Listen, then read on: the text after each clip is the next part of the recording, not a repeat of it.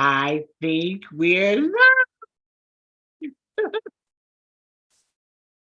Everybody, thank you so much for joining Courtney and I today for this very important discussion and just get together. Y'all know I'm not too good with lives with regard to keeping up with your comments and stuff like that, but I'm gonna do my best. The main thing right now, even if there's some comments that we missed, the main thing right now is that you get the information and that we get to spend this time together. So I just want to introduce Courtney. Thank everybody for sharing with us and then just go from there. So welcome, welcome, welcome. I'm introducing Courtney Leak of Haven Wellness. You're a licensed clinical social worker, right? I am, yes.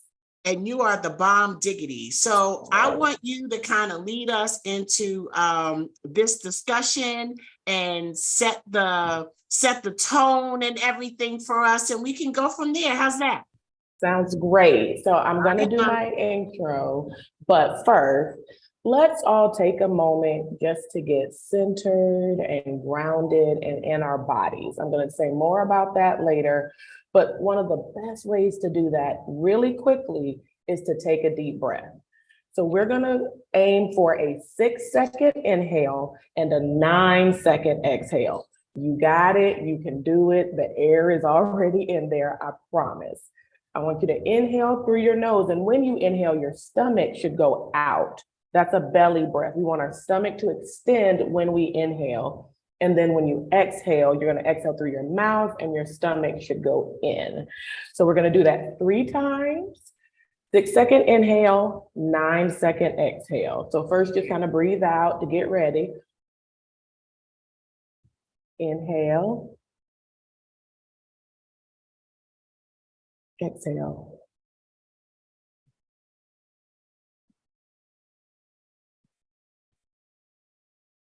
Again, inhale. Exhale.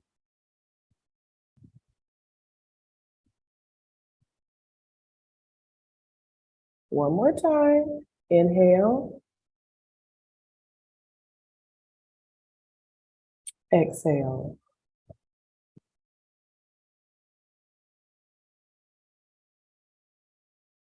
All right, now we're just gonna roll our head and just notice what your body might be saying. Our body is always talking to us. It is giving us all kinds of information.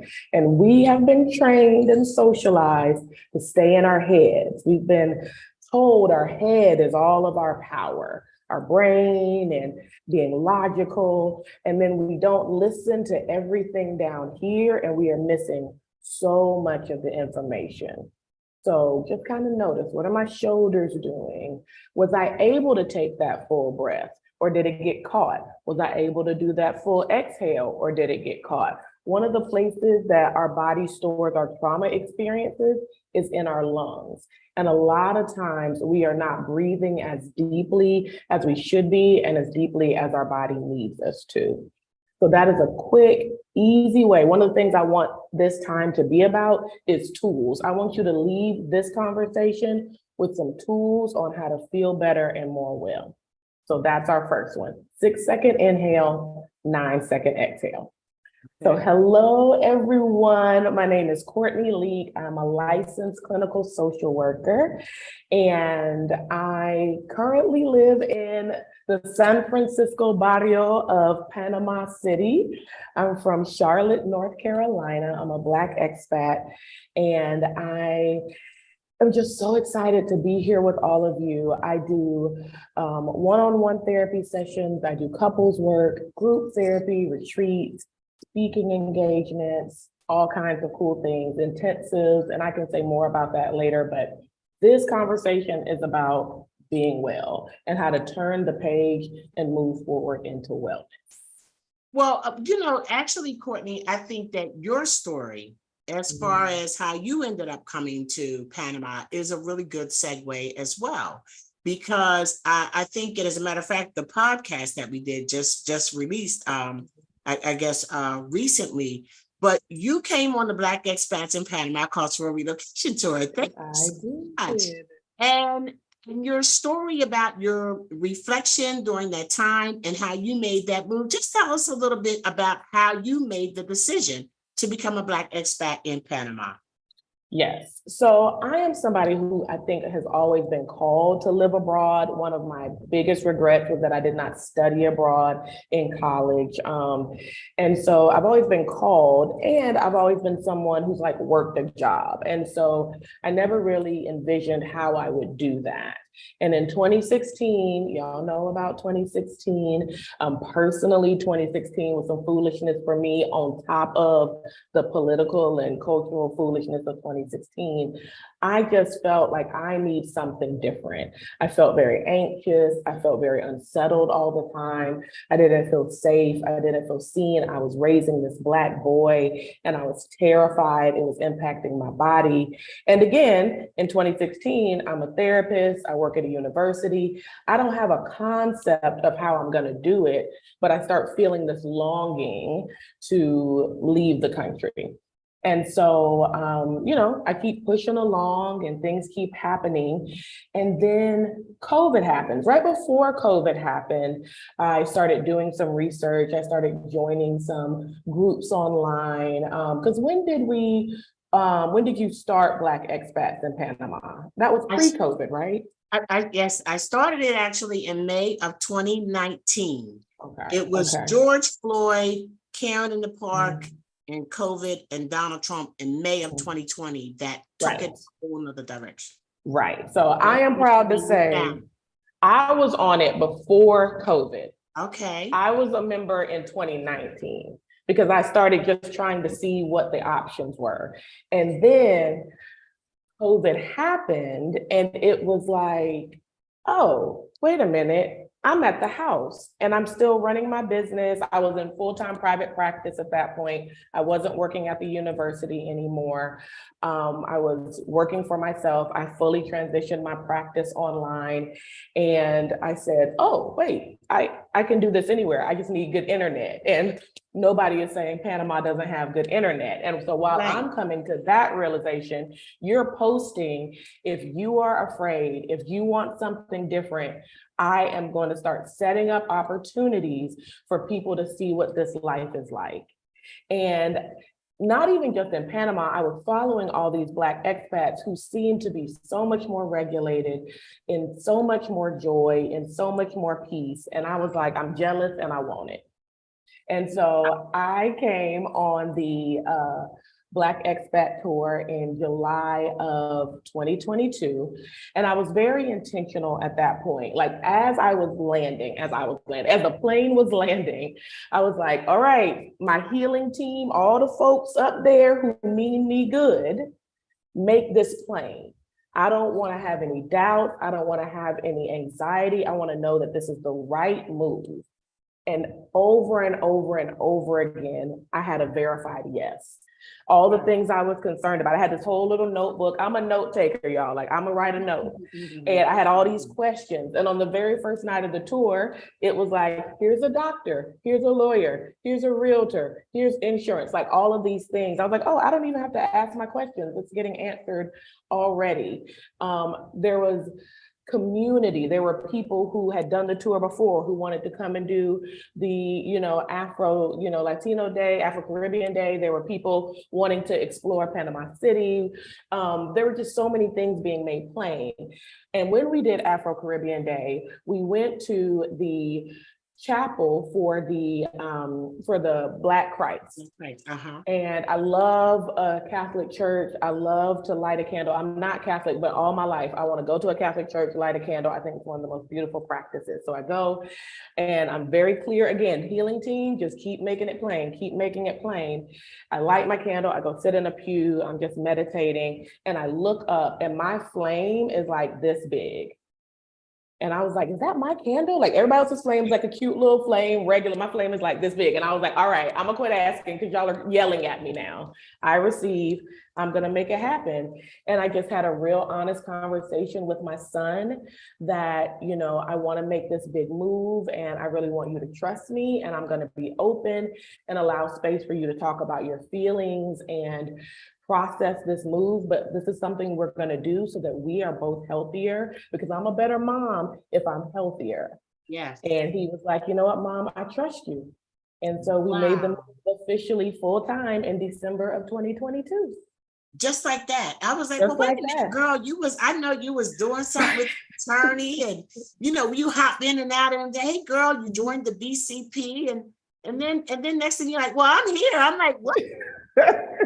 It just kept falling into place. Like it fell into place on its own. Everything that was asked of me was always available. It was like, it's going to cost this much. I had that much. I need this paperwork. I have this paperwork. The yeses from the universe just kept coming and I just kept following. So, and the other thing is that when you came here, Carter was how old? Carter, when I moved here, Carter was 11. He's 11 now. His birthday's in July. Okay, so he had just turned 11, and having raising a Black male in the United States played a big part in your starting to look outside of the United States for options for parenting and raising your child, right? Absolutely. And how has he adjusted as far as being here in Panama? Yeah, so I'm a crier, but I'm not gonna cry. I'm gonna be a gangster today. He has. You're gonna be a gangster. I'm a gangster today. Yes. He has awakened in ways that I don't think either of us knew he was asleep. Wow. His smile has come back. The last few years have been tough for us, and he's had to overcome some hard things. And it took a little bit of his sparkle. You know what I mean? It took a little bit of his joy. Navigating these tough things and navigating the US as a little Black boy trying to understand the why of things and being here and not being here with rose-colored glasses. We talk about the realities of a lot of things in Panama.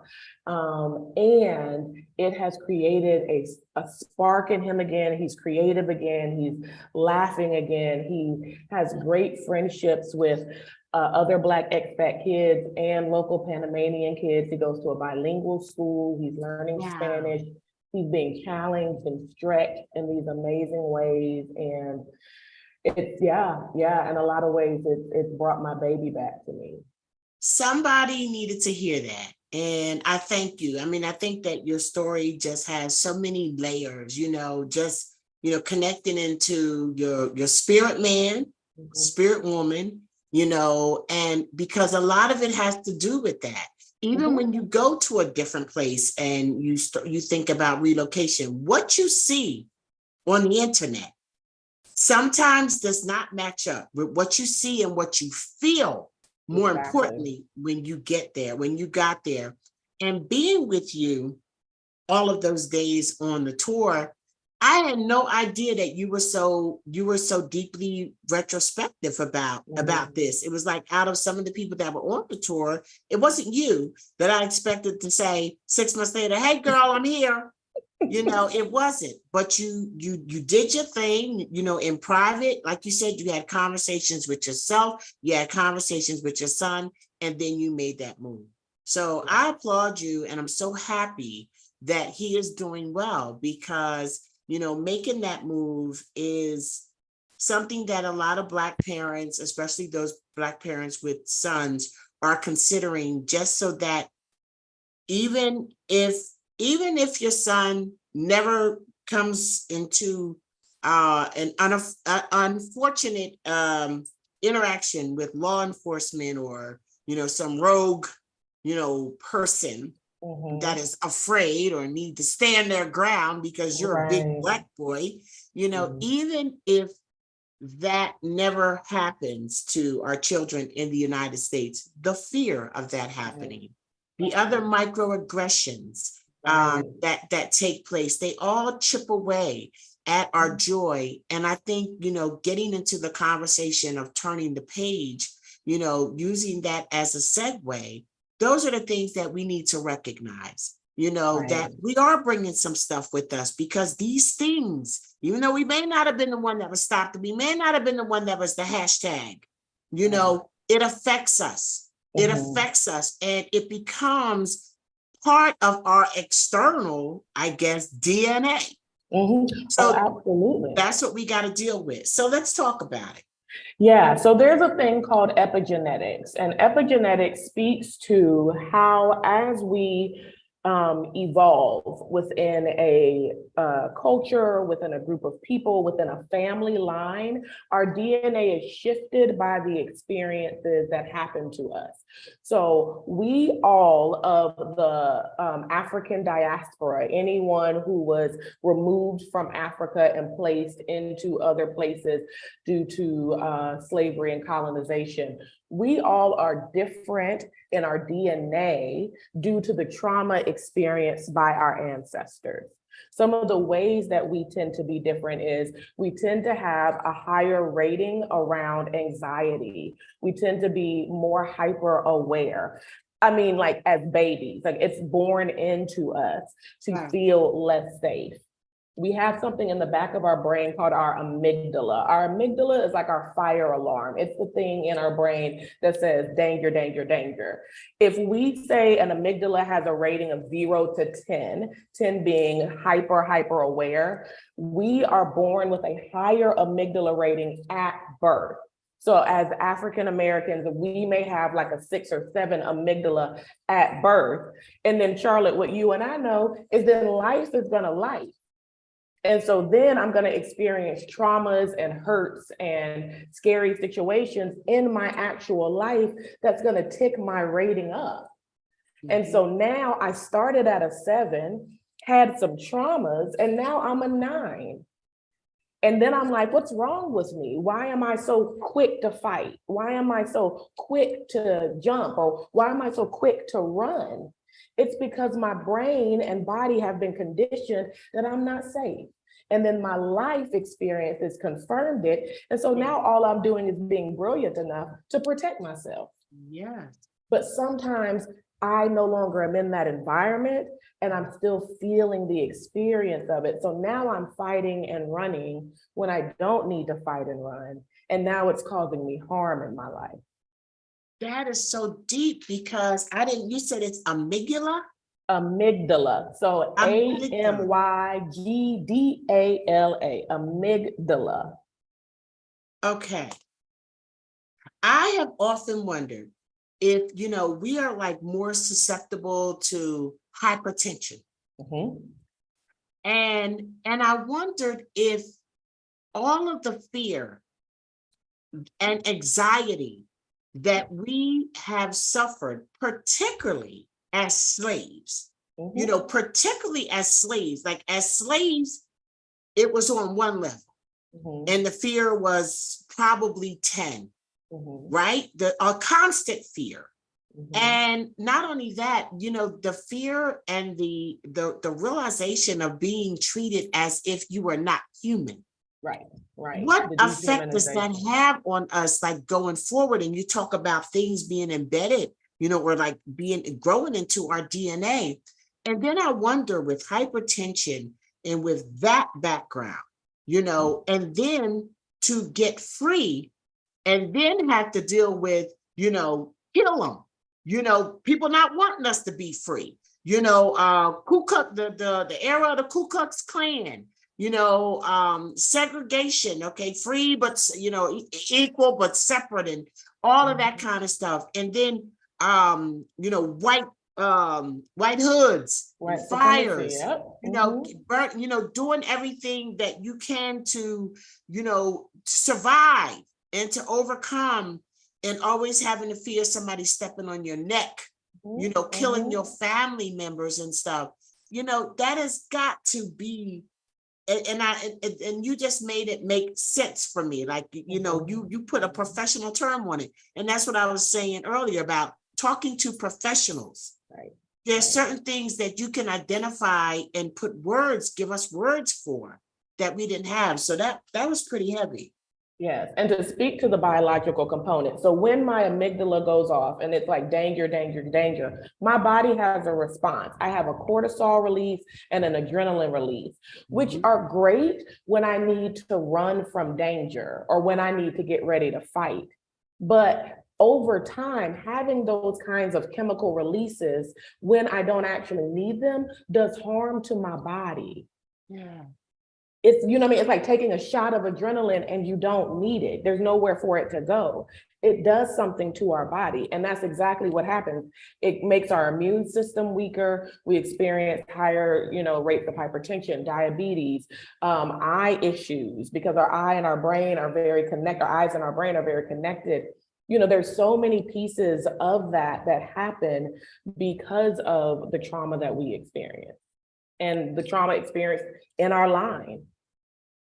So coming from the United States, okay, with regard to the things that we do abroad, that we may need to be thinking about, and how you just set that up, I think has just bells going off in our heads. Like, wow, if you think about some of the behavior that we exhibit. Coming to Panama, particularly back in the early days, because, I've been coming to Panama since 2004. So almost 20 years, can't believe it. Things were very different back then. And I guess when I started coming in 2004, I really wasn't thinking about moving here. You know what I mean? My husband and I, we made our first investment in 2012 and we moved here. But I just can remember coming here, not speaking the language, right? Not speaking the language and not being of the same culture. So even though people are Black here, brown and Black people, we're not the same culturally. Right. We are definitely not the same culturally. They are way more laid back than we are, because we come like this. We come like that, Courtney. And I just can remember, and sometimes the body language. I think that you have to understand the culture to be able to understand the body language, especially when the body language is saying something in your cultural language that it's not in this one. So you're accepting it and receiving it from your culture, but it's different. And you always have to remember that you are not home. You are not in the US. And I can remember, like, sometimes some of the ladies, especially the ladies, the Panamanian ladies, my husband would be asking them questions because I knew zero Spanish at that time. I know 3-4 words now. My husband would be talking to them, and their response would just always be so nonchalant, or like just seemingly so uninterested in what he was saying. And the attitude would just well up in me. And one day we was trying to figure something out, and we had been having a hard time going through these cultural differences because things are done different, and I was frustrated anyway. And the lady was helping us, and I said, Alfredo, what the bitch say? He said, Cheyenne, she's helping us. And I never forgot that, because I had sat there and I had gotten so angry. And I was like, she's only treating us like this because we're Black. That part, let's talk about it. Yeah, so one of the things that is a common phrase in the healing communities is, if it's hysterical, it's historical.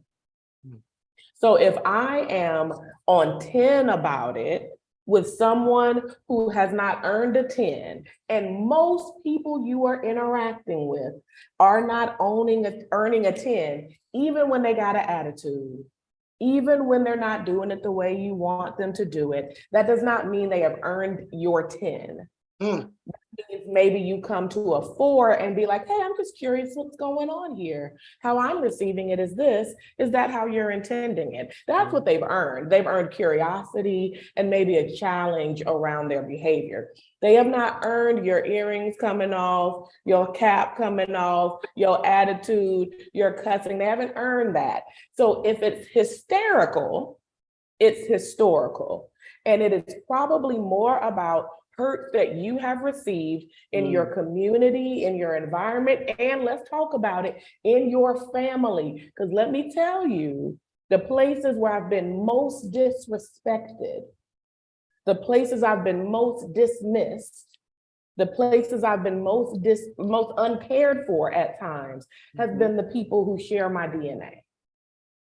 But I'm not courageous or aware enough to call out Auntie so-and-so. You know what I mean? I don't want to stir up any problems at the cookout.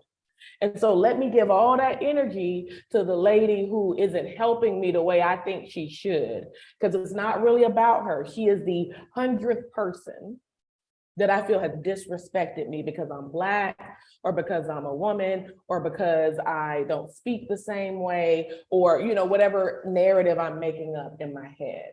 Right. And so we have to be really careful with getting curious with ourselves around, why is my tolerance so low? One of the things I really want people to do, and I talk with clients about this all the time, is gauging your tolerance. And when your tolerance is low, that is a indicator that your wellness is also not where it should be. Because when I'm well, my tolerance, and this isn't tolerance to be mistreated, this isn't tolerance like I'm just letting everybody do whatever they want to me. This is tolerance in regards to something happens and I'm able to pause and assess what is the right response, what is the healthiest response in this moment.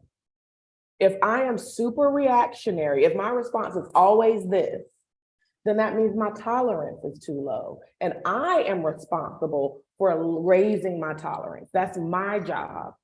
That's it. You know, I had an experience probably when I was in my early 50s.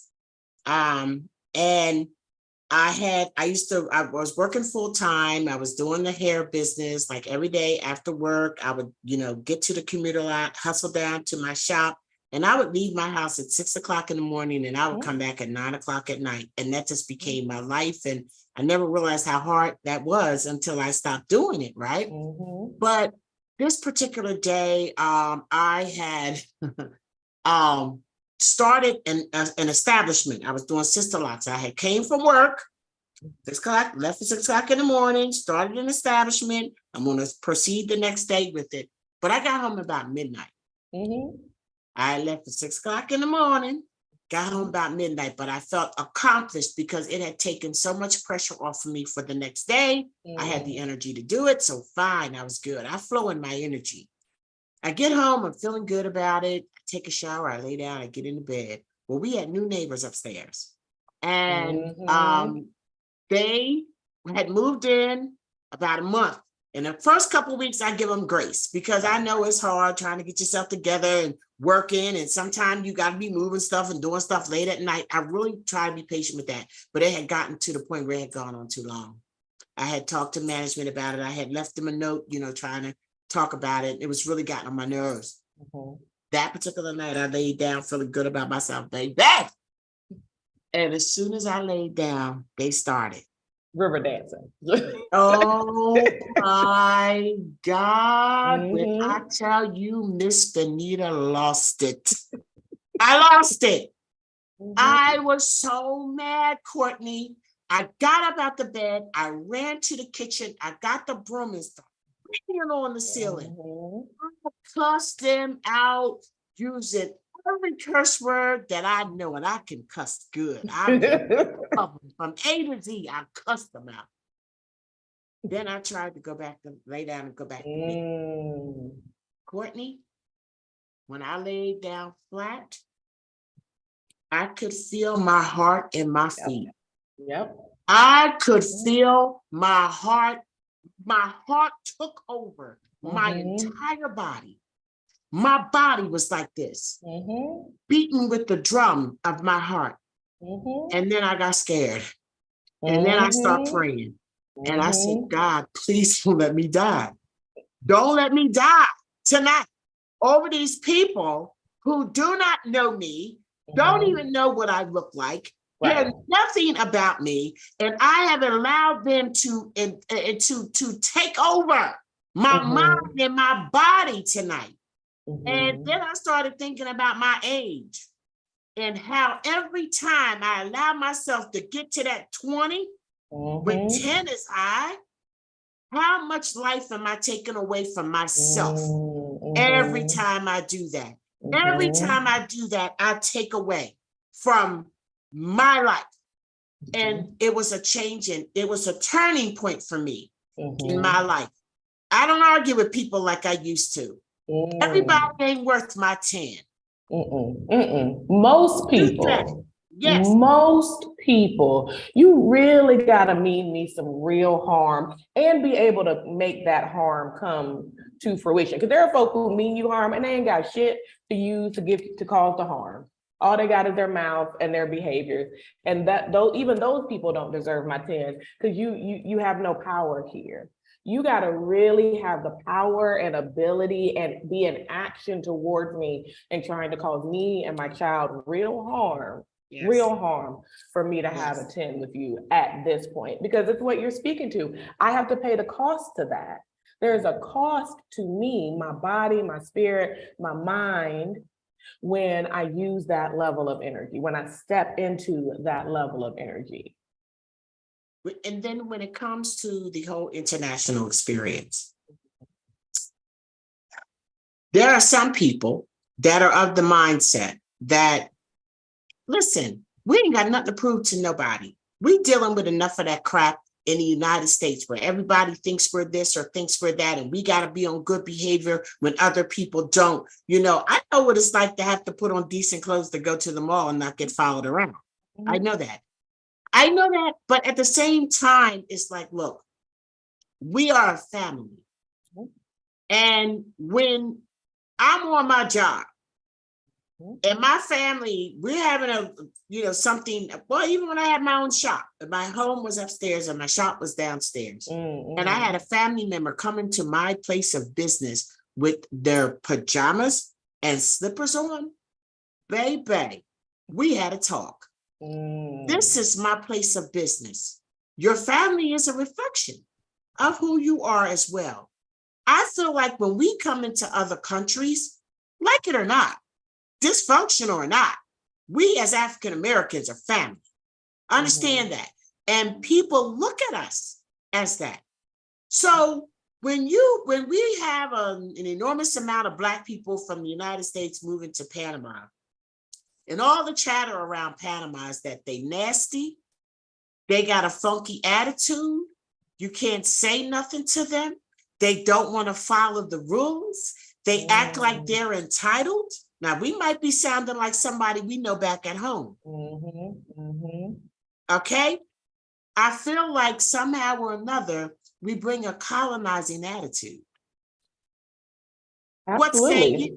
Yeah, I think that we have to recognize that we get indoctrinated with the same narratives that the other people in our environment get indoctrinated with. And one of the things that we have been taught as Black Americans is that the closer to whiteness you are, the safer you are. And that's not just in how I wear my hair and how I speak. It's in my mindset, it's in my way of being and my approach. And so we have been encouraged to take on certain behaviors of entitlement, certain American behaviors of entitlement. And if we're not willing to reflect and look at that, then we will go other places and visit that upon other people. We really have to own that even as an oppressed group, we are being taught certain things by the oppressor that make us believe this is a more appropriate way to be.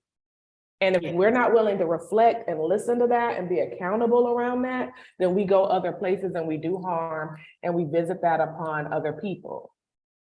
Well, and I also hear, in the whole, psychology or counseling, the therapeutic world, hurt people hurt people.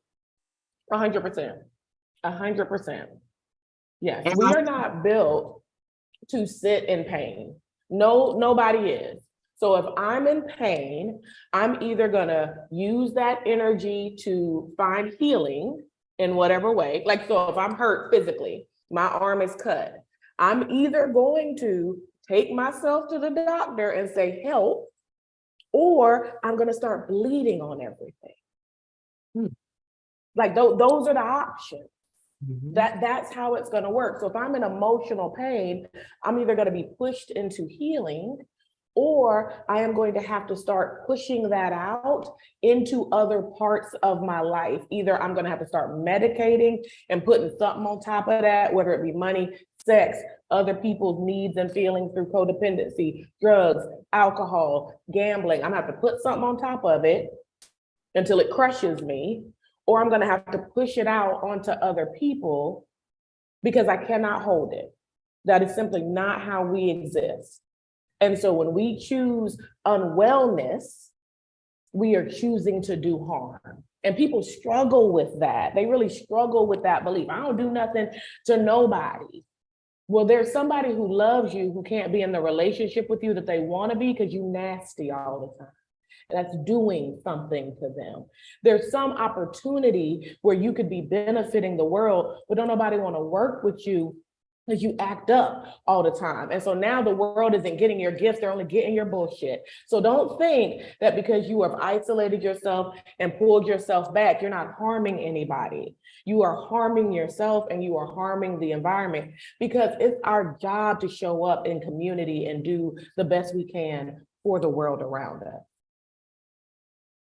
Woocha, that part.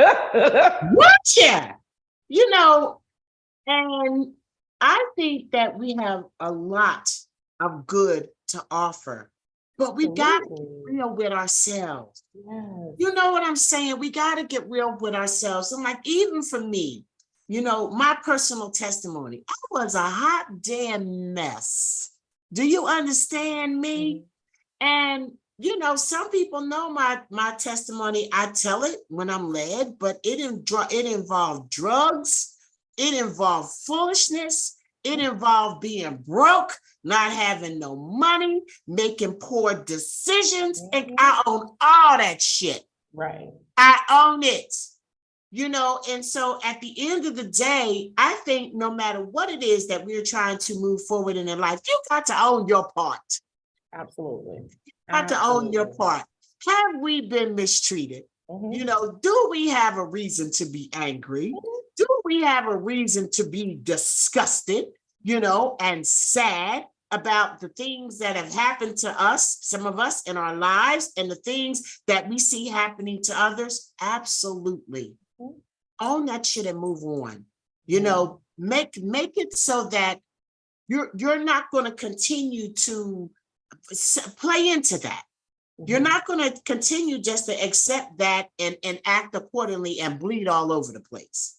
Exactly. Go to the doctor instead. Exactly. So when you say choosing wellness, that's what you mean. In a nutshell, absolutely. When you say that, Courtney, explain that to us. When you say choosing to be well, what do you mean exactly by that? Absolutely. So one of my sayings, I tell people all the time, oftentimes your pain is not your fault. There's a lot of pain that is visited upon us. Sometimes it's my fault, and I can own that, but oftentimes our pain is not our fault. And our pain is our responsibility, because I don't get to go and do harm to myself or others because someone else did harm. And so, and I also, this is something I've been really sitting with myself around, like grief and how I hold things. I don't get to pick the what or the when. I don't get to pick what happens to me, and I don't get to pick when it happens. I am someone who has lost children. I am someone who's been divorced. I am a single parent. I didn't get to pick that. I didn't get to say, all right, powers that be, I'll do, you know, this kind of death and this kind of pain, and I want it to happen on this day and this time. Life is going to show up. It's going to give you what it's going to give you. So the thing you get to pick is the how in regards to how you heal. That's what you have power over. You have the ability to choose how you heal. And so you get to choose, do I want to heal in a way that allows me to experience joy, that allows me to be in connection, that allows me to feel free and open to learn and grow, to maybe even help somebody else?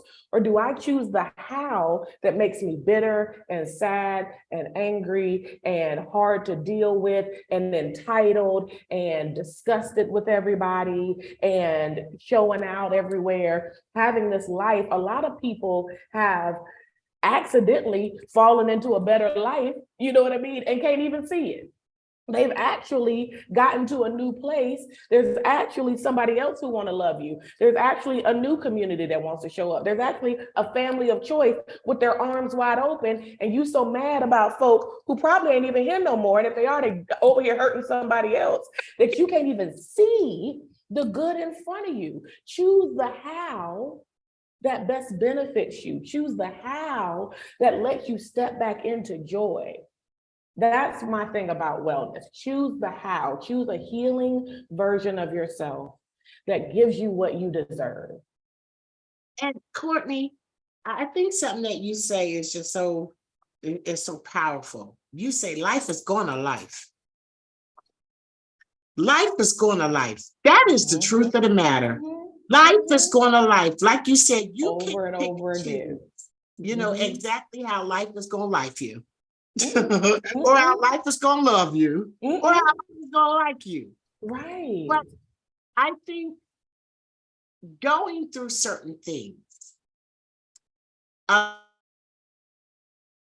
personal experience. I mean, there's always got to be a cup half full situation. The personal experience, the person, Courtney, that is 17 years old and has maybe put a picture out on the internet of their nude self or something where they weren't doing something that was so flattering. They trusted somebody, right, and they sent somebody a picture and they put it out on the internet. You know, to a 17-year-old, that's the end of the world. Absolutely. That is the end of the world for them, because they haven't seen life enough, right, to know that they can get through that. Right. I think the older you are, as long as you don't have absolute mental illness that you need to have addressed, you know, with medication, that we can draw on the strength and the success that we've had getting through some very hard times. There's nothing like knowing that for yourself. And somebody is watching this today, and I'm just saying, know that for yourself. I don't care what you're going through today. Go back. Remember how you felt in your darkest moments. And then remember that, guess what? Somehow or another, I made it to the end. And I think that somehow giving ourselves the credit for being able to respond to lifing on us, and to be able to get to the other side, to even share and help somebody else with a personal experience. I've been there, done that. You know, we need to tap into that sometime. Go where you need to for your strength. Yes. So 2 points. I think I 100% agree with you with the 17-year-old. And I think the disservice that we do with our kids is we don't tell them enough of our story, and we don't give them the cheat code. We need to get off our high horse. We need to stop worrying about the power dynamic and look our kid in the face and be like, you know what? I sure have made some choices as well that surely did cause me some shame as well. And these are the things that I wish I had done and known. And these are the ways I can support you, because I promise you, you can make it through this. And you don't feel that yet, I'm gonna feel it for you, because I've actually done it. So I'm gonna stop acting like, what you mean you took a naked picture? Sis, the only difference is they didn't have cell phones with cameras back when you was out here being, you know, cute and extra for these little knucklehead boys. Exactly. That's the only difference. Quit acting like we're not doing these things or we haven't done these things. Give these children information so that they will come to us and get the support they need to come through these things that they have no concept how they're going to survive. The other piece is, though, oftentimes when we experience a trauma, we get frozen in some ways in that age. And so if I experience a trauma at 17 and then I never heal that, I am still 17 in that experience. And so when new trauma happens, I don't respond from 40-year-old Courtney. I respond from 17-year-old Courtney, because I've never healed it. I've never taken 17-year-old Courtney and been like, hey, baby, let me raise you up. Let me heal this experience for you. And so I see a lot of times adults who are fully functioning in some ways, when hardship happens, they're no longer in their fully functioning self. They split off into this younger person. And I don't know about you, I had plenty trauma by 17. So a lot of people are splitting off into a 3-year-old, splitting off into a 6-year-old. And now it feels insurmountable because it is for a 6-year-old. So doing good healing work is also healing up the past experiences, going back to those versions of ourselves and telling ourselves the truth. Going back to 17-year-old me and being like, you thought he was the bee's knees. You thought that boy was everything he said he was going to be, and you made a choice. It doesn't make you a whore. It doesn't make you nasty. It means you made a poor choice and you're allowed to. You're still beautiful. You're still loved. You're still important. I got to go back and do that work for Courtney, or that Courtney will continue to show up trying to get that narrative from all these other people in the world. And I'll keep seeking that same archetype of that negative person, trying to get someone else to prove to me I was worth it, when the person who needs to tell me I was worth it is me. I remember my daughter had a friend who kind of went into a really different space, put it that way. Back when this happened, I would have called it a dark space. But since then, I've evolved in my thinking, and it was just a very different space. And she said to my daughter was like, what's up with you? And she said to my daughter, she said, every day, somebody in your house tells you how beautiful you are, how smart you are, how wonderful you are, how successful you're going to be. And they support that in every single way. She said, but that's your life, not mine. I had a lady say one time, when it comes to our kids, she said to me about my daughter, she said, your daughter is going to be so amazing as an adult. And she says, because the first person that come along and tell her how great and how wonderful and how beautiful she is, she going to say thank you and keep it moving, because it's not going to be the first time she heard it. Somebody needed that. You know what I mean? Somebody needed that today. Tell our kids. Tell our kids. Start early. Oh, yeah. It don't have to be about adults. Start early, building them up to help them make better choices. I can remember apologizing to my daughter. I had my daughter when I was 21 years old. And girl, let me tell you, when I look at the amazing woman that she is today, I say, thank you, God, because it sure was him that was on her side. Okay. And even on my side, I made choices for her that I couldn't make for myself. At that time. And it was only God's hand upon her life. But let me tell you something. I was a wild, crazy fool. You understand? And I did drugs. And then sometimes, like, I'd wait till she was asleep. And then I'd go and cop and come back. Right? Could be any time of the night. Okay? And I just can remember coming back to her sitting on the sofa like, where in the hell have you been? I mean, not saying that to me, but and I said to her one day, I said, there must have been times in your life that you were afraid and that you didn't feel safe because of bad choices that I made. And I'm sorry. I am sorry that I caused you that pain. And thank God that's something that I was able to recognize before I was 30 and before my kid was in her teens. And I think that some of us just need to start there, you know, with our healing and letting our kids know I'm not perfect. I've made mistakes, but if I've hurt you, I am so sorry.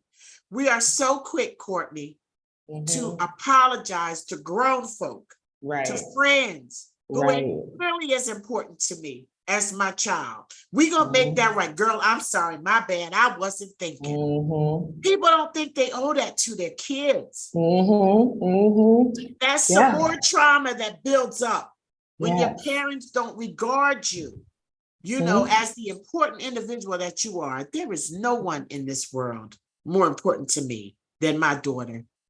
And Mhm. I made sure that she knew that a long time ago.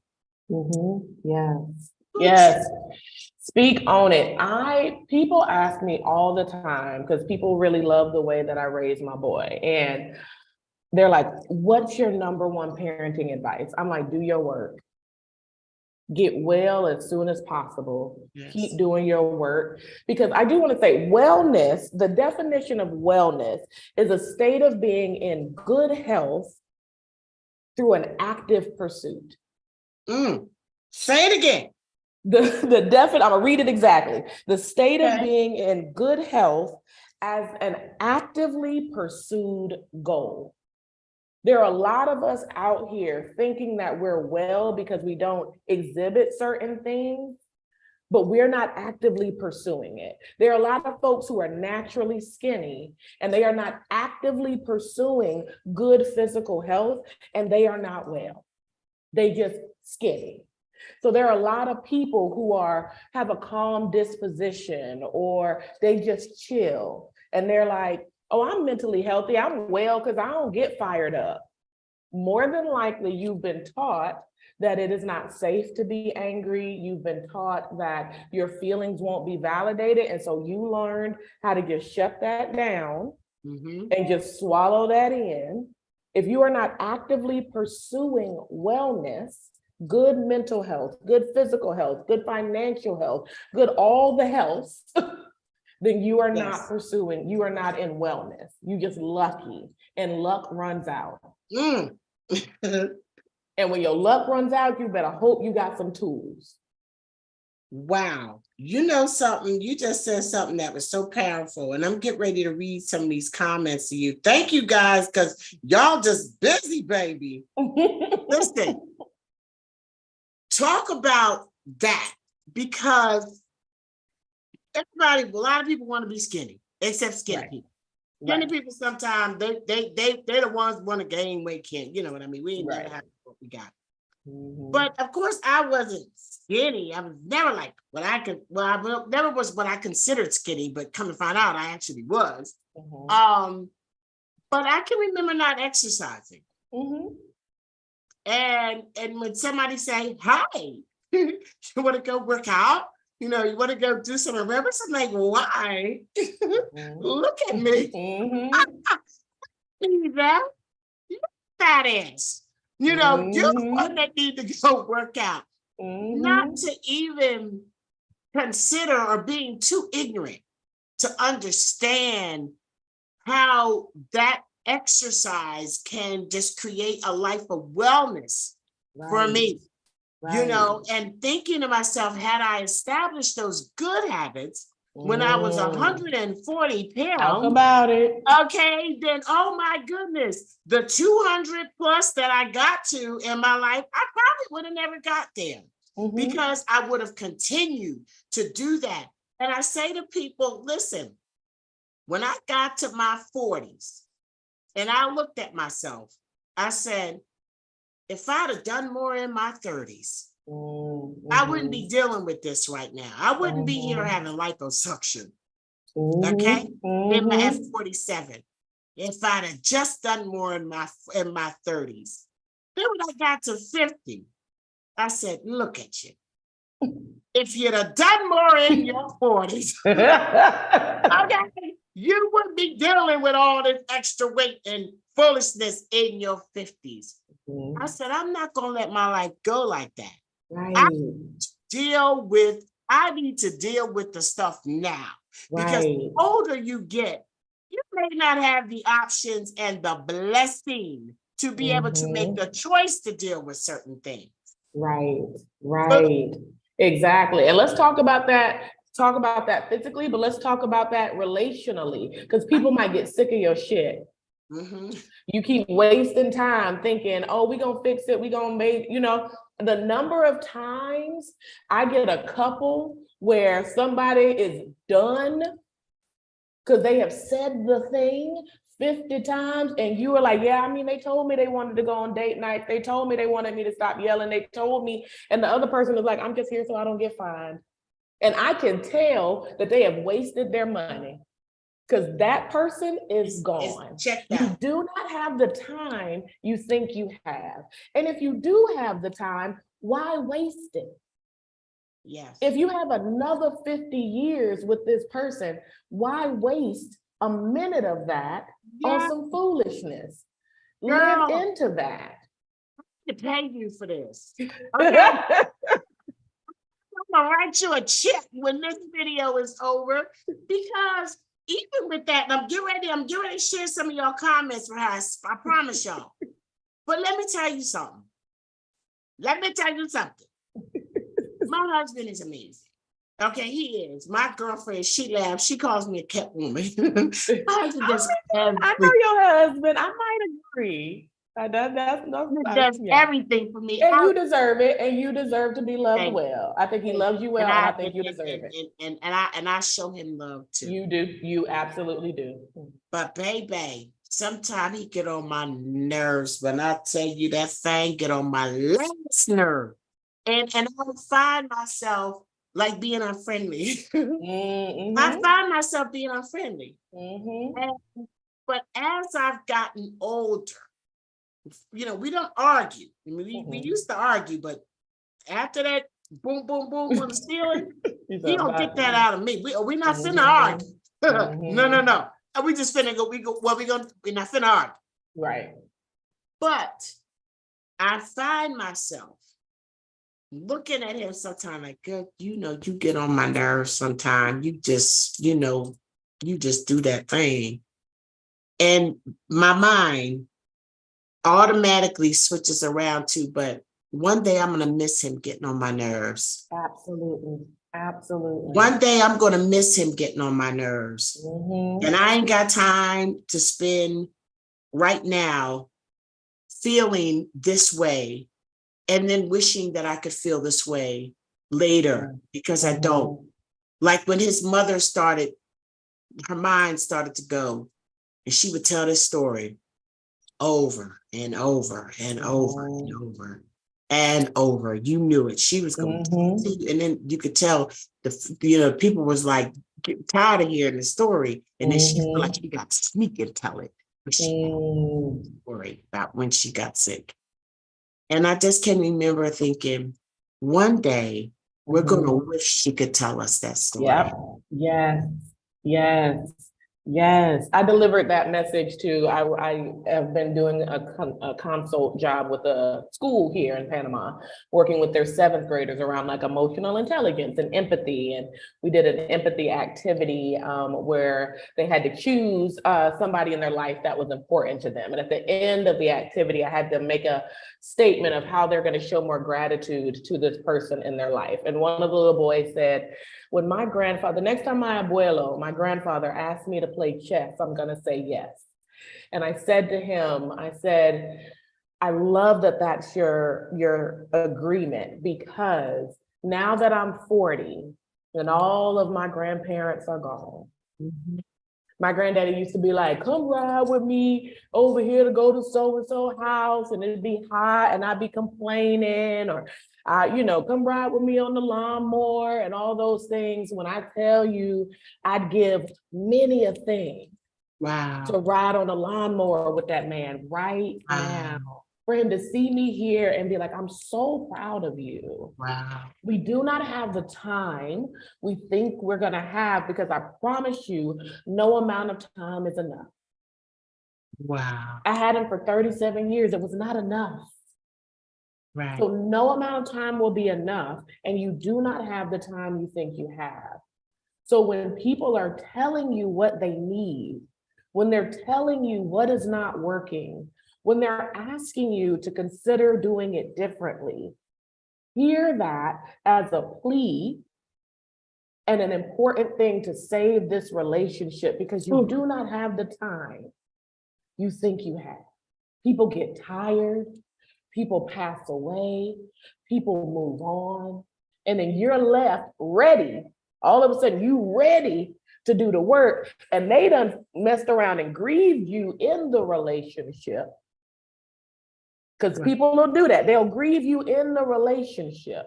They'll be in every ask that you don't fulfill, they grieve you a little more right then and there. So by the time they say I'm done, they're already on the other side of their grief, and they mean it, and they done. And now you're shocked, and then you mad. You're like, they out here living life, they better, they good, they happy.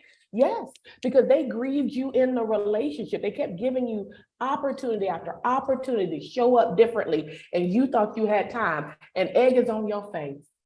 They about to go spend time with somebody who's willing to do the work. Yes. They about to do a new thing, baby. They about to do a new thing. They about to do a new thing.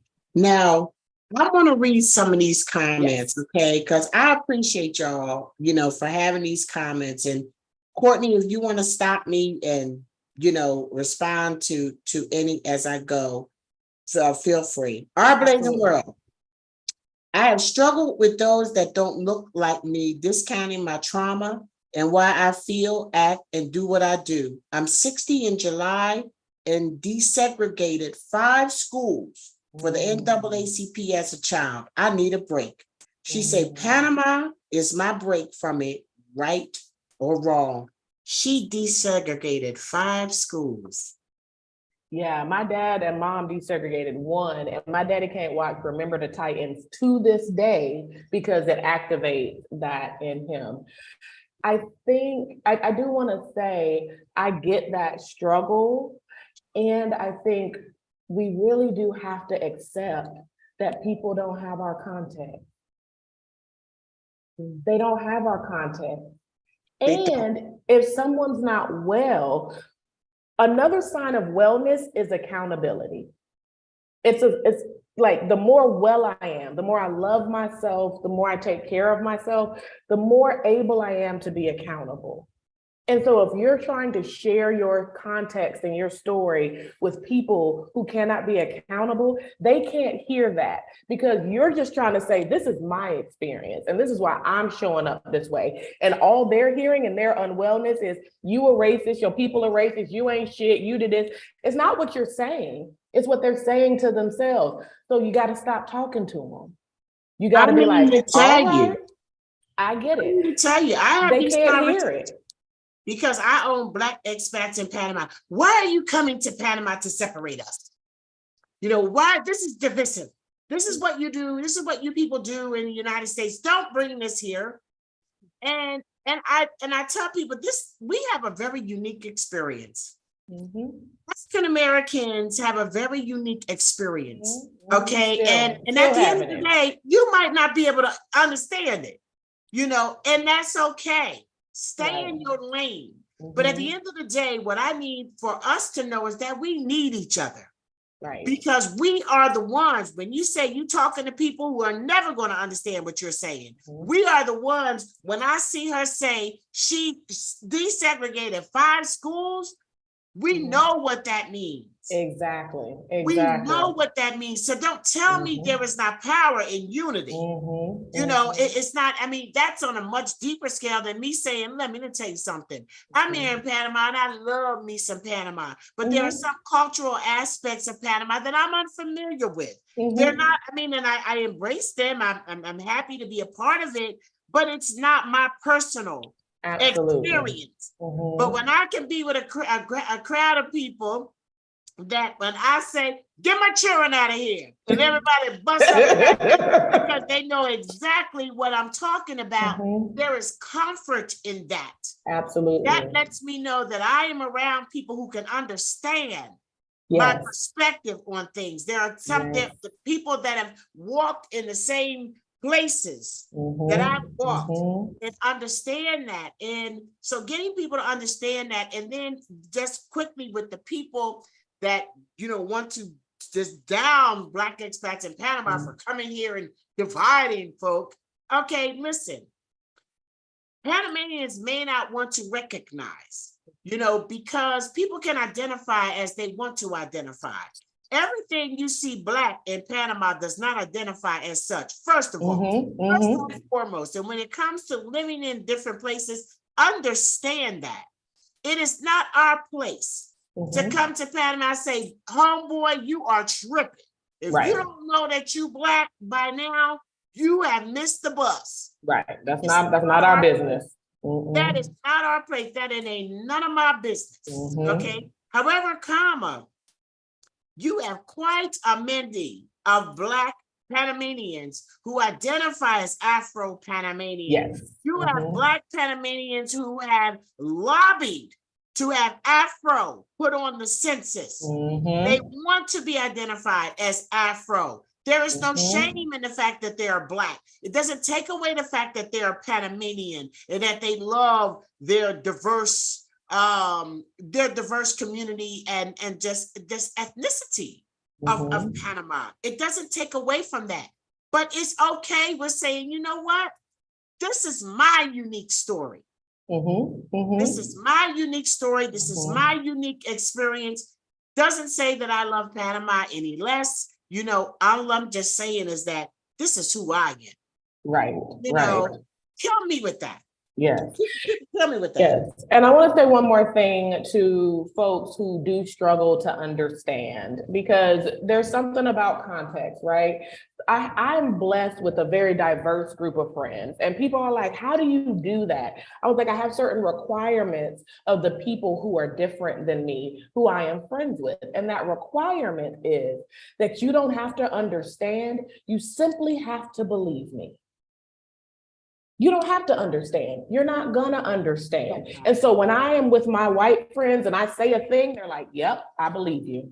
And what we about to do with it, we ride at dawn, sis. We ride at dawn, because they don't need to understand it to believe me. And I think we can have that requirement for the people we are in conversation with. So the moment I realize you require understanding over believing me, I need to set a boundary and end the conversation, because I'm not going to explain my pain to you. I'm going to tell you I'm in pain, and you're either going to show up, you're going to get out my way so I can be with people who give a damn. That's like you telling me you support Donald Trump. Okay, this conversation is over. Right, cool. There is nothing you can say that is going to make me understand that in a way that's I believe you. Favorable, in the way that's going to be favorable to my relationship with you. So if that's your truth, you go ahead, you sit in your truth, but I'd rather you don't even waste your time trying to explain that to me. Exactly. And I'm just saying, and for all my friends that need to know that, if you yes, please don't let your girl know, okay? Because I'm not mature enough.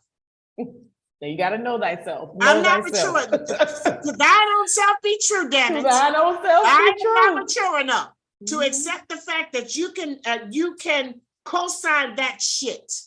I don't care who you are, Black, brown, white, whatever. If you support that foolishness, don't even waste your time talking to me about it. Okay? And the same thing for us is some things people are never going to understand about us. And like you said, conversation over. We good. To thine own self be true, though.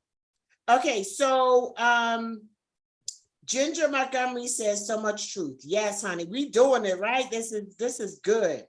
Tombstone, the dead man. Oh my goodness. I'm so glad I made it to this live stream. I'll be in Panama in a few months, and I don't want to overact to anything while I'm there. Very good. We're going to give you more information too. Our Blazing World, exactly. She said, to Tombstone, she said, you free now. You free. And then she says, we overact here because we still have chains. Yes. When you touch Panama soil, you feel the freedom. Yes. That part is but true. The chains come with us. On our tour. But the chains come with you. You take yourself everywhere you go. And if you don't do the work to break the chains that are in here, the narratives, but we don't believe the truth. We believe what we are repeatedly told. I want y'all to do an activity where you write down what are the things that you believe about yourself and who told them to you. And if they're not kind, if they're not real, if you don't have facts to support them, rewrite it and start telling yourself the truth every single day. But we as Black people, everywhere we go, we are told we are unsafe, we are dirty, we are nasty, we are ghetto, we are bad, we don't deserve good things. We believe that in a way, and then we are fighting against it out there, but I'm fighting against it because I hold a piece of it in here. And so I have to be willing to break free of that in order to feel true freedom. Well, I think recognizing the change, like Right. Harry Tubman said, listen, I'd have freed Mo, but them fools didn't know they was free. Right. Okay, I mean, I think recognizing that we bring in change. Like she said, when you get in, when you step foot to Panama, you feel those chains dropping. She's aware that we got chains on our brain. Right. And that's where all this stuff starts, right up here. I talk about the USA and you saying the things that we've been taught. Let me tell you something about the USA. The USA has done a really good job of convincing us and even people outside of the USA that there is no place in the world, baby, that you would have more opportunities and a better life than the USA. Right. Let me just say, I believe that shit for a long time. I really did. But you can tell that stuff to a person that doesn't have a passport easy. Get your passports. Get your passports. All this conversation that we having right now about living abroad and mental wellness abroad, honestly, it doesn't apply to you when you don't have a passport, because you will never know what it's like to leave the United States until you do. And let me remind you about plantation mentality. Believe me, when you're on a plantation, the master is going to do everything to make you believe that there is no place outside or off that plantation, baby, that is going to treat you better. Right. Okay, the best you are going to have is right here on my plantation. Do not be deceived. Do not be bamboozled. Check out the world for yourself. Start with a passport. And be careful of those who have decided that they are in their best place. If there's something telling you that that's not your truth, you follow your truth. Other people might think you're crazy. The number of people that called my dad, I'm 40. I am 40 years old. I love my daddy, but I'm grown. The number of people who called my daddy and were like, you let Courtney move to Panama? Who are you talking to? Like, you know what I mean? Like, the number of people who wanted to discourage, what you gonna do if it don't work out? I was like, I'll figure it out and do something else. Don't let other people's fear and refusal to live a better life for them. And this is not just about moving out of the country. This is about going to therapy. This is about starting to eat better and differently because you don't want to eat, hog mouse and shit every day. This is about wanting to get a different education. This is about wanting to read different kinds of books and listen to different kind of music. This is about not wanting to beat your kids, because we've learned that that's not necessarily what these babies need. You want to be a different kind of parent. When you have a truth and a knowing about yourself, not everyone's going to understand and agree, and that's none of your business. Listen to your knowing and do what is best for you. And find supports, a tribe, a community, a professional who can help you realize your truth. Yeah, not everybody is going, that's it, period. And the thing is too, remember that we have a fear of travel. Black people. We should, yeah. It's been put into us. It hasn't been safe. Exactly. And people will come on to the group or to the page and say, is it safe? Girl, look, you're all right. Is it safe in the US?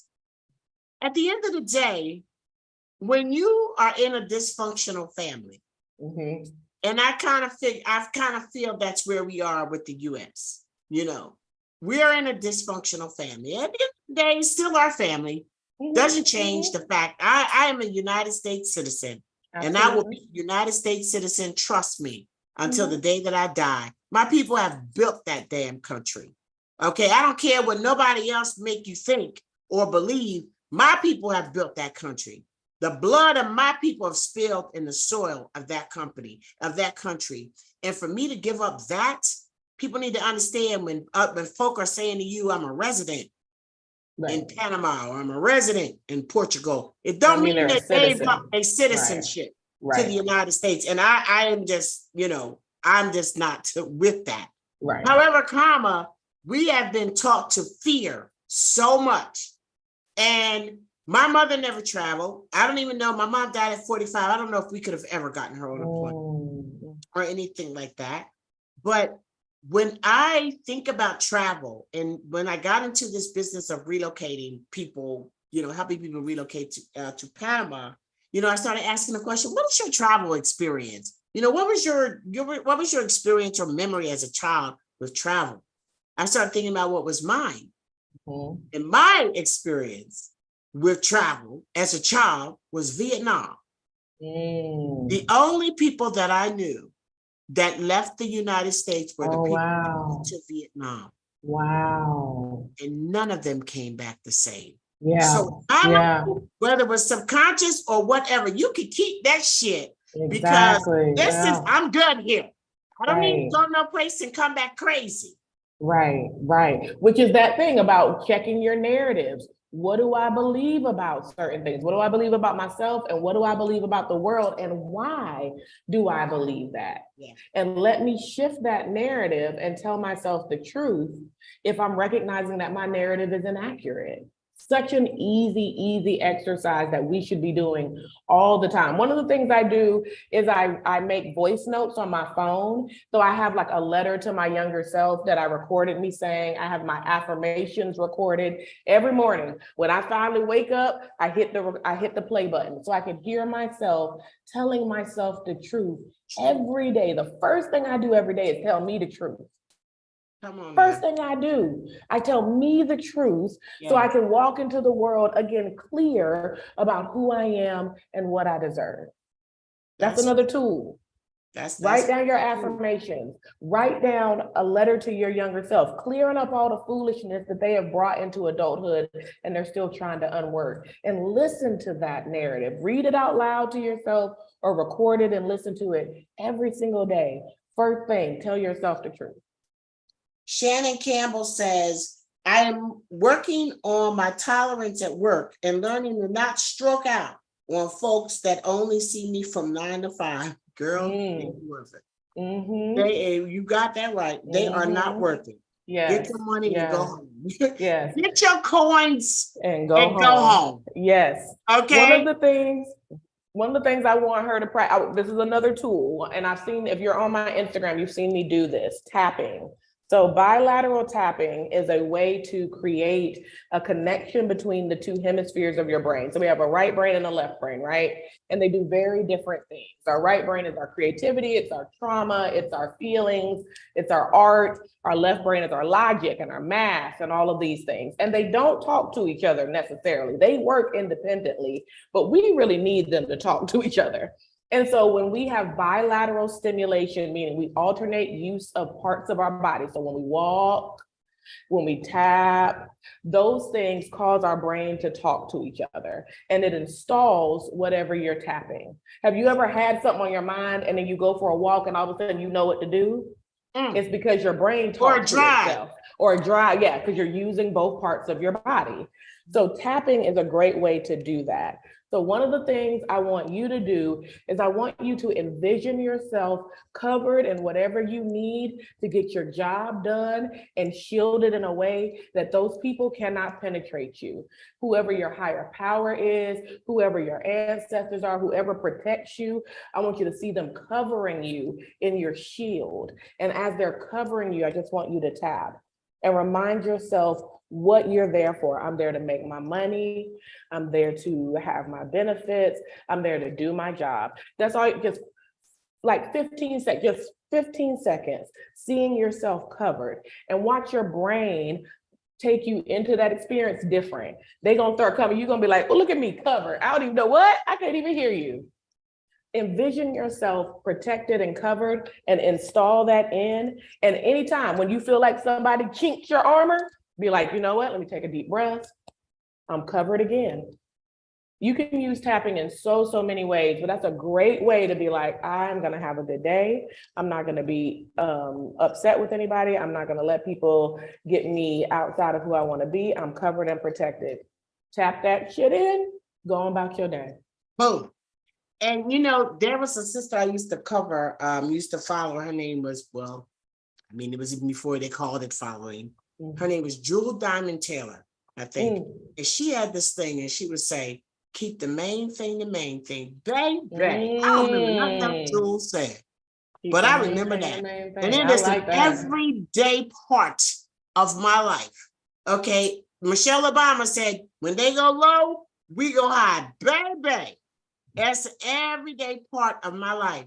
But when it comes to keep the main thing, the most I've used that is on my job. At the end of the day, this is my job. I remember one time I told my manager, I said, okay, she was tripping. She was really coming for me. And I told her, I said, you know what? This is my job. And I intend for this to be my job until I intend for this not to be my job. She thought it was a threat. Baby, it was a problem. It was a problem. Because I'm not letting you take me off my main thing. Right. I'm ready to go out here and jump out of the pan and into the fire like I've been doing the last 30 years of my life. This is the last damn job I'm going to have.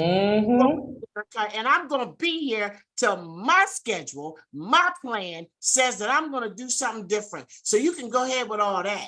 Right. And when I get in my mind, I'm gonna keep the main thing. None of that don't mean nothing to me because I'm focused on what I'm doing and where I'm going, period.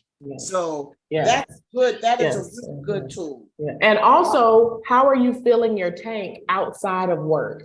I think we spend so much time focused on work, using up all this energy for work and other people. And then when it's the things that fuel us, that refuel us, we don't have time for it. People will be like, oh, I didn't feel like it. And I'm like I was going to go walk, but I didn't feel like I was going to, meditate, but I didn't feel like I was like, what's all the shit you did for other people that you didn't feel like it? You didn't feel like going to work. You still got your ass up and went. You didn't feel like answering the phone for that homegirl who does the same dumb shit every Tuesday. You sure didn't answer the phone for her. Just because you don't feel like it doesn't mean you get to excuse that and betray yourself. If you're going to do something you don't feel like doing it, make sure it's for you. For you. Thank you for that. Mel Gibson, I think not Mel, maybe it's not Mel. Is Mel Gibson the one who No, it's not. It's a lady. I forget her name. Mel, her name is Mel. Oh, Melody. I don't know. I'm making it. No, she got the 5, 4, 3, 2, 1. I like 5, 4, 3, 2, 1. She said, listen, there is nothing in life that you need to do for yourself that you just absolutely want to do. So here's the thing. When it's time for you to do it, it's 5, 4, 3, 2, 1. Do it. Don't allow your mind can talk yourself out of it. You can make a million excuses why not to do it. But I'm gonna tell you that 5, 4, 3, 2, 1 have gotten me out of bed and exercising because I need to on a many a morning. 5, 4, 3, 2, 1. That's all I got is them 5 seconds to make that choice. And when you make that choice for yourself, the way it feels is unexplainable. Right. Absolutely. You've done good for yourself. Absolutely. So, oh my goodness, we are okay. So, all right, Ginger says, everybody ain't worth my 10. You got that right, baby. Our blazing world, yes, preach, sis, don't assimilate their behaviors into our own. And I think that's when we were saying hurt people. Milani says, speaking so much truth, we need to be respectful to this country and to each other. Exactly. And then Felicia agrees with Milani. And then our blazing world says, start a new day and leave their way behind. Unity. That Vera has given us prayers. Freedom is saying, I concur that life definitely throws us some ish. However, it's up to each individual to heal and not take it out on the world as if it's someone else's responsibility. And then Felicia says, choose the how to react to and heal. And Milani says, preach how you respond, and the glasses you put on is your choice. Okay. Freedom says, another key factor in healing is removing the triggers, removing yourself. And that's a good one. Removing yourself from the environments that are not healthy. Yes, I tell people that all the time. A lot of folks want to heal in the harmful environment. And you can do some things in a harmful environment, but there is a limit to how much healing you can do if you are still being harmed. And so for everybody, that's not moving out of the country, but that is doing some things differently in the environment. If you are doing all this therapy work, but you staying with the cheating partner that makes you feel bad about yourself, you're going to limit and waste some of your healing potential. A lot of us don't want to change our ecosystem enough. We're not willing to have those hard conversations and create space in those toxic relationships. And so our healing gets hindered. I'm in here, I'm sewing myself up. I go to therapy, I do my Reiki, I go work out with Freedom at 6:30 in the morning at Parquet Omar, and then I come home to foolishness. I might as well have stayed in the bed, because all I'm doing is letting myself get cut again, reopening the wound over and over. You have to change the system. It's the ecosystem has to be changed. Back. Right. 2 steps forward and 3 steps. And then you start to get frustrated and be like, oh, this not working. And then you stop doing all the things that heal you because you don't think it's working. No, you're not working. You're not working to have a healthier environment in which you live in. And so none of your healing sticks. Ginger says, props to Vanessa Williams, who outlasted the shame and criticism to succeed. Vanessa and a lot of other people. And you see these people, I mean, I look at these celebrities who their lives are like up for public opinion. Every mistake that they make, I mean, how do they survive that? That's a lot. I hope they got a good healing team on their side. And then Sharon says, it's so important to apologize for our own mistakes. And I think that's probably when I was talking about me talking to my daughter. You know, I mean, your kids are important. They deserve an apology. Right. If they deserve an apology, they now listen, I'm still the mama and I will absolutely your ass all the way together when I need to. However, I gotta admit I was wrong. Right. I'm sorry. Exactly. And let me just say really quickly, when I talk about a repair, what we need to learn how to do is repair.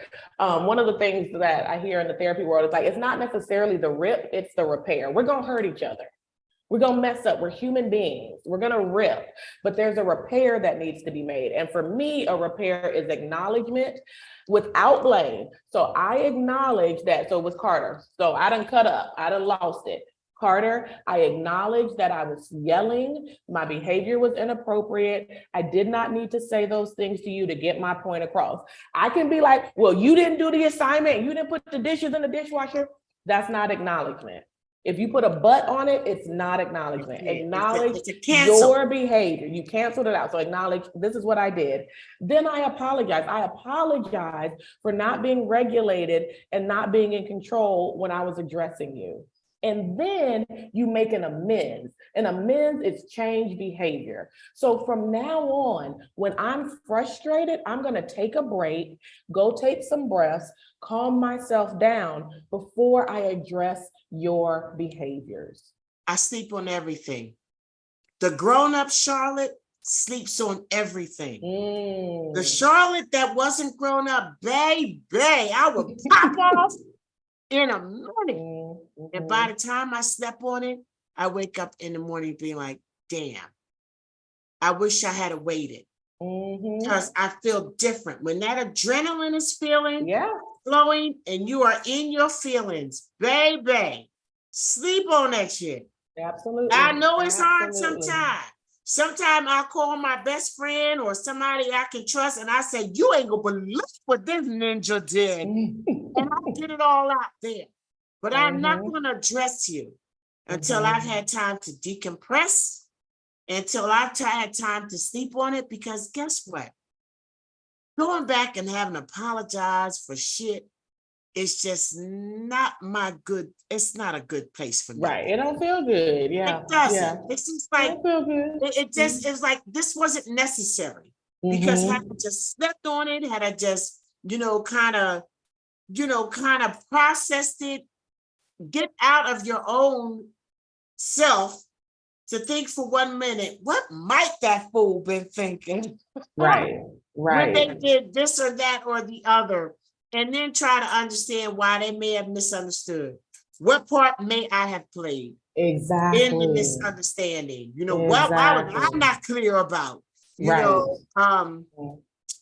It gives me a lot more peace in my life now. Yes. A lot more peace in my life. It is so important to apologize for our mistakes. Sharon says, Tim's Freedom says that's big. And Vera says accountability is universal. And Sharon said amen to that.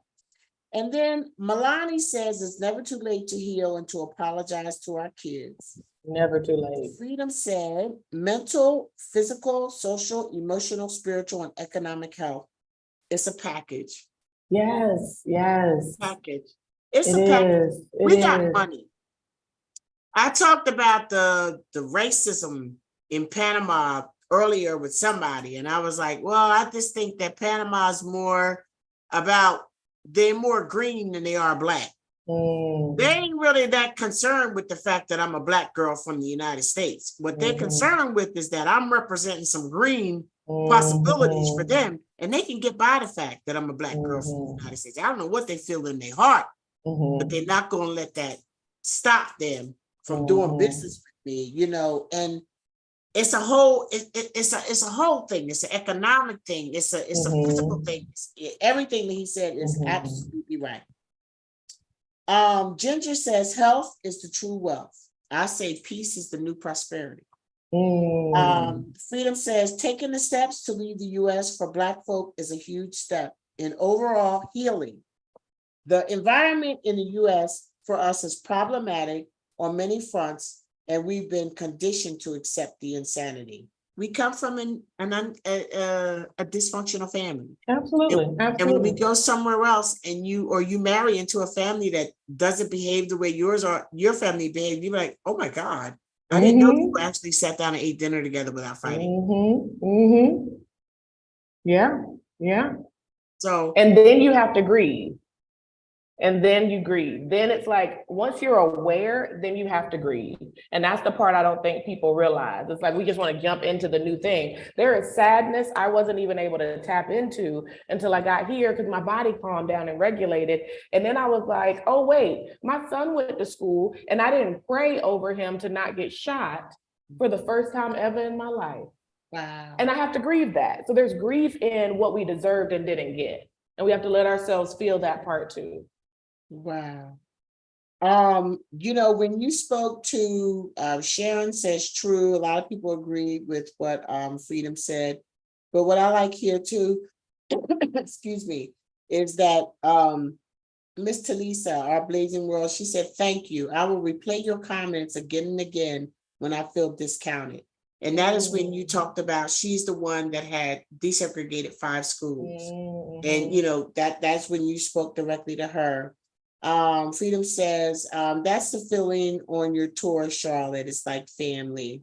And then Fletcher says, I feel as though I owe Courtney some money because she's really giving facts, knowledge, healing, etc. And Charlotte too is doing a great job with the chemistry and convo flow. Very powerful section. Thank you. That's what we want for you. We want the best for you.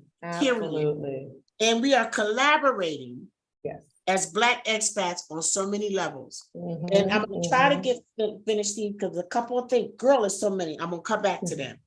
Okay, but let's just tap into something real quick.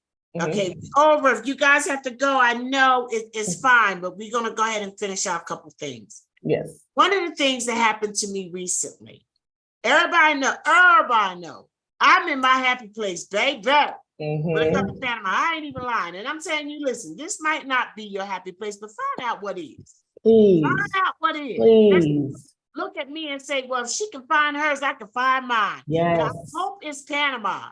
If you good people coming with the right energy. Right, You know, if you right. coming with some foolishness and don't It's want to not hear Panama. this broadcast, then you can stay your ass in the US because I'm tired of it.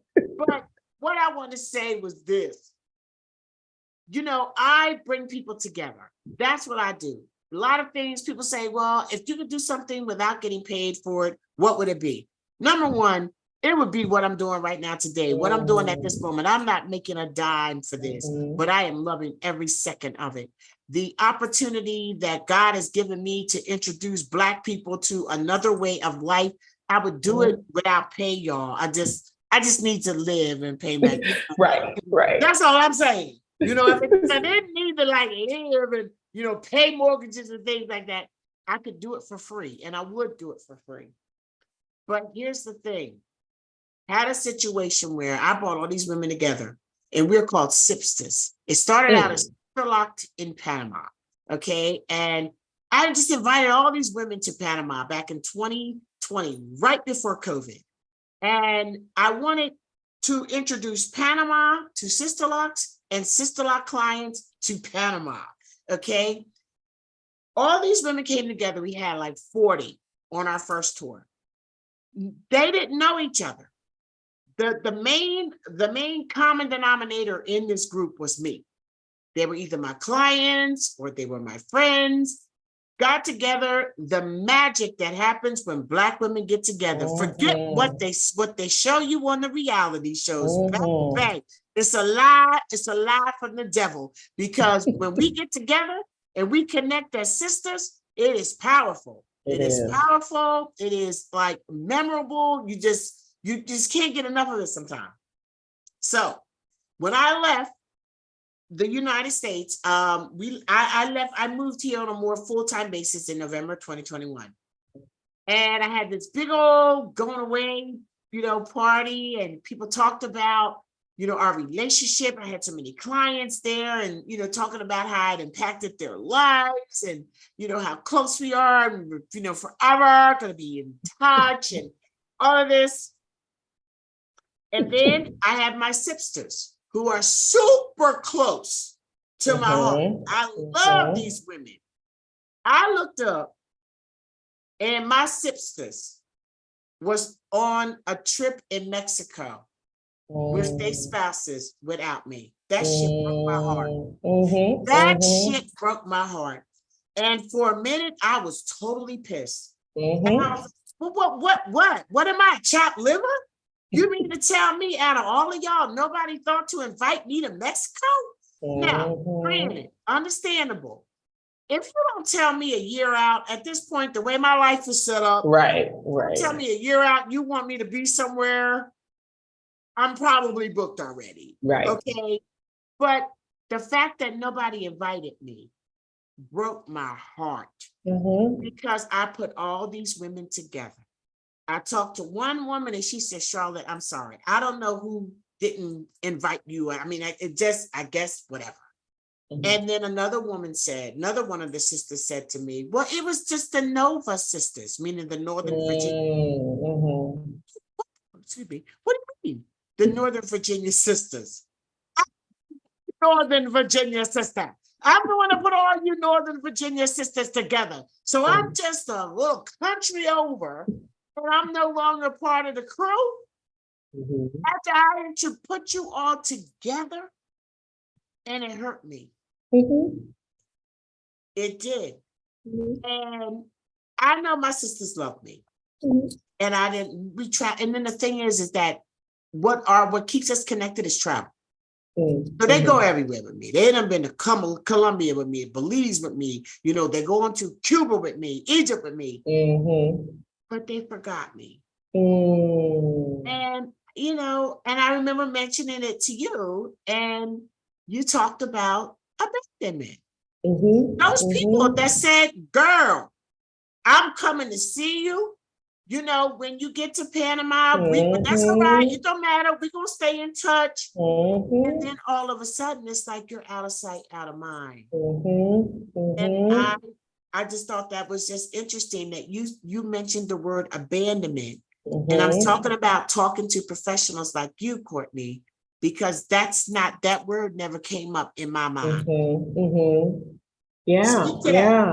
Abandonment is such a fascinating thing because oftentimes we experience abandonment when we are younger, and then we re-experience it in a way. I'm going to say more about this in a second. We re-experience it in a way as we move through life because we are assigning expectations to people and relationships that they did not agree to. We've decided their role in our life. We've decided who they're supposed to be. We don't take into account how they're going to change, how we're going to change, what we're going to be doing different. You know, friendships I made in 2016, I didn't tell them, yo, I'm about to be out in Panama, you know what I mean, by 2022. I've decided now that I've made this move, I expect you to still show up in the same way that you did. So I've assigned certain things to you because I don't want to feel abandoned. Here's the difference though. As adults, we cannot be abandoned. You can be left, but you cannot be abandoned. To be abandoned means you are left and you have no resources or agency to care for yourself. I can get left. I'm grown, but I can be left, and left is painful, but I cannot be abandoned. So if I'm feeling abandoned, then I am tapping into something historical that needs to be healed.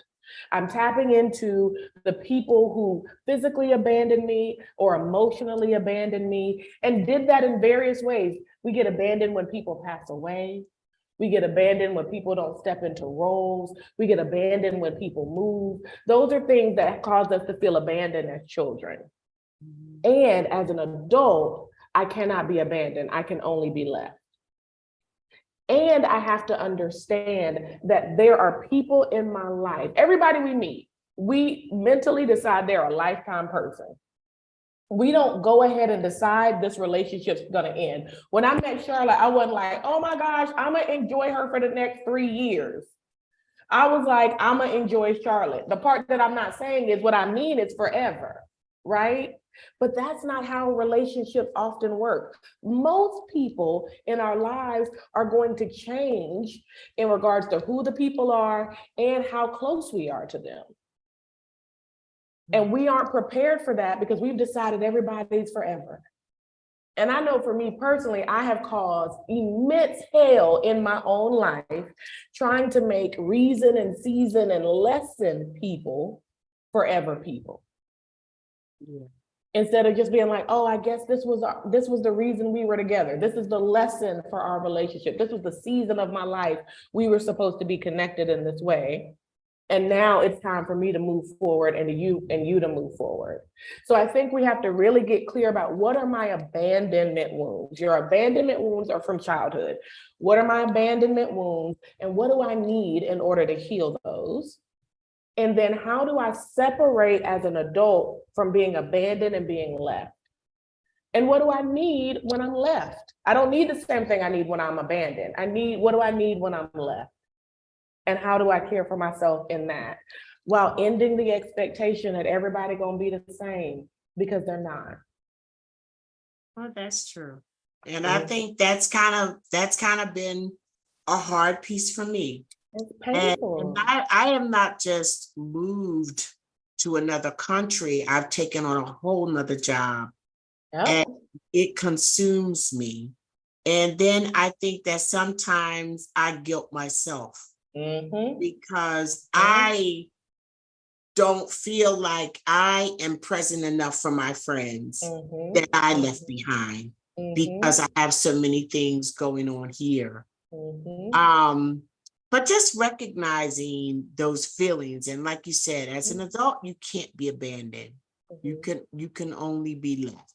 And so I guess that's how I felt. I felt left. I felt left behind. And I say that, and I say that my friends, my sisters, I'm not angry at them.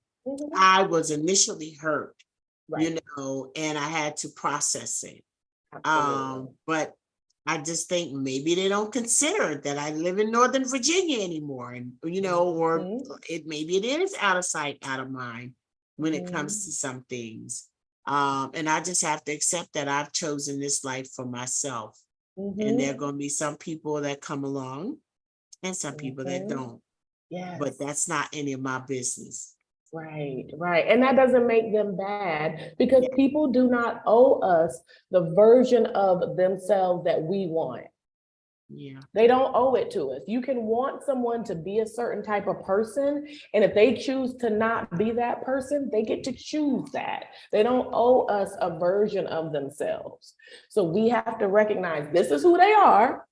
This is what I got. Does that work for me? Do I need to change my proximity? Do I need to change my energy? Do I need to change my boundaries? Because they do not owe us a certain version of themselves. I am going to read a couple of these comments and then we have to shut down. And so I want Yeah, you to we've leave us been rolling. thoughts. I mean, to tell you, this has been amazing, but if you see the comments, wait till you see them. Like Felicia says, I love that we're getting real tools during this. Shannon says, Courtney, you preaching. Yoda said, no try, do, do it. Oh, it was Mel Robbins that said 5, 4, 3, 2, 1. Thank you, my kind. Thank you, Mel Robbins. Let me write that down. Emotional, Vera says, emotional decision making are the most regrettable. You're right. And Dr. Ray says, thanks for addressing our mental well-being, as there are so many of us that still view this as taboo in our communities. Yes, that's true. And our amazing eloquence says, this is an incredible interview. Thank you both for using your platforms to add so much value to the world. Helen Marie says, this has been so wonderful. Definitely feels like a great therapy session. And I too will replay this recording. Thank you for so many insights and tools, Courtney and Charlotte. Our Blazing World says, thank you so much. I think I need new therapists because this did more for me than she did in the last 18 months. Listen, Courtney, if she's a professional for hire, you can get some time to yourself. Ginger says, super C's, Courtney and Charlotte. So much gratitude and sister love for you both. Enlightening, powerful session. Looking forward to more from both of you. And oh my God, I got some love friends. Lord have mercy, Jesus. Oh, thank you, Miss Vera and Blazing World for that. Blazing World says sometimes they circle back. I had a friend, we stopped speaking for 20 years, not bad reasons. We just grew apart for 5 years. Then one day we met each other again and have been friends for 15. Yes, thank you. So those are the comments. This was amazing. I got so much out of it. Like I said, for Courtney, I feel like I need to give you some coins too. We're gonna let everybody get on with their Saturday, guys. This series is going to be called Turning the Page. And if there's other topics that you want to discuss, things that we didn't get to today, I feel like we got to a lot, but we flowed according to the conversation, which y'all all know Charlotte don't practice for shit. Okay. It is what it is. You're gonna get me. Whenever I show up, you're gonna get me in that moment. And Courtney, I just gotta give you so much love because even before we started this, she was like, okay. She can feel my energy because I'd be tense as hell when it comes to like these live things. She said, okay, Charlotte, let's bring it on in.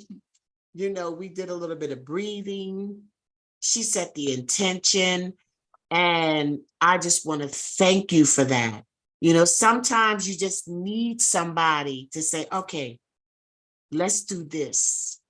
You know what I'm saying? And it means so much. And, I feel emotional a little bit right now because some of the relationships that I have gained in being in this position are just like, you don't know what's going to be forever.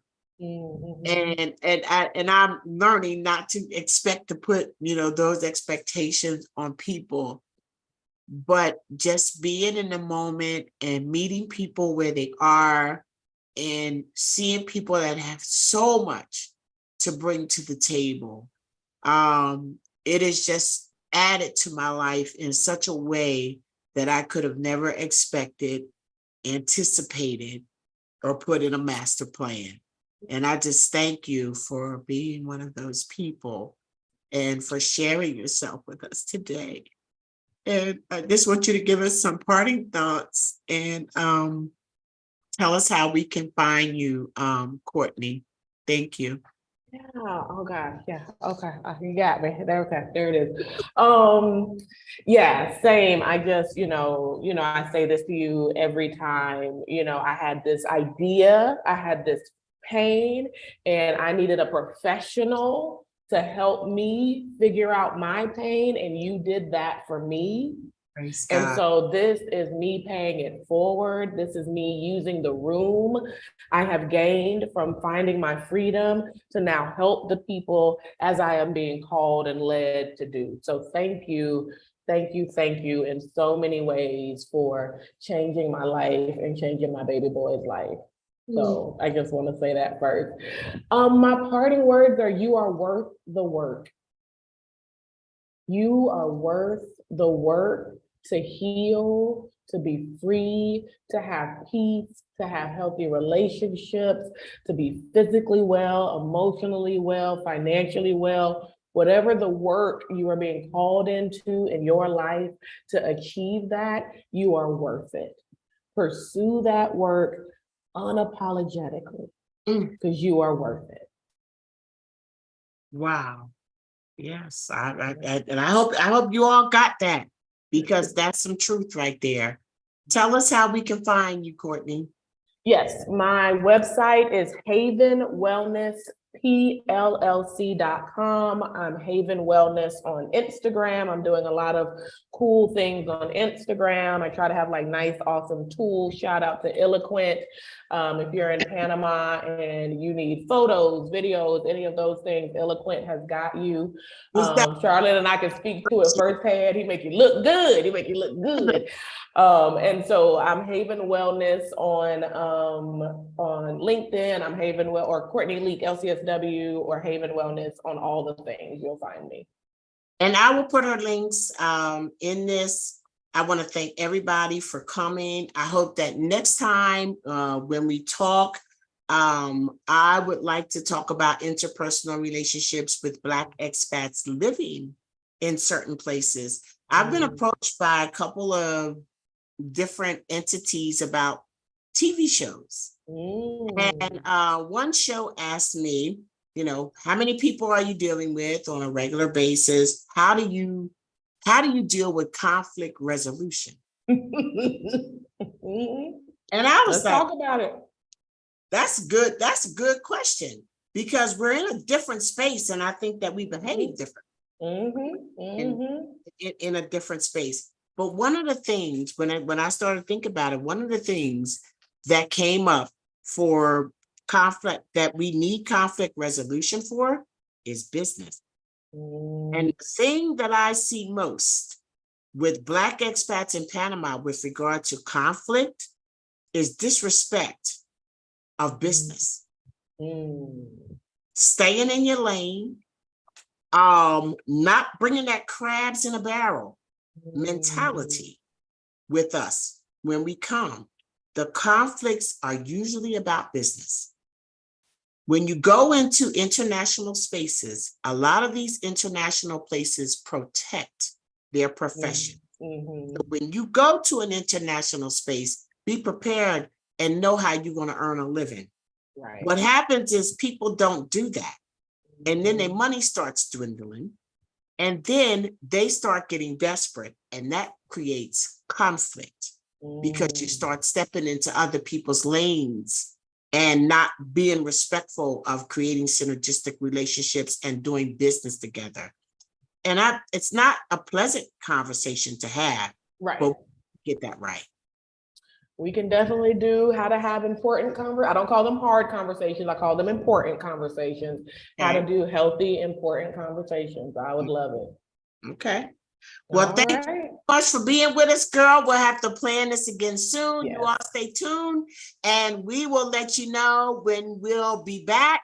This is Charlotte Van Horn, Black Expats in Panama. I love you. I love you. I love you. And there's just nothing you can do about it. I see. Peace, everybody. Bye. Bye, Courtney.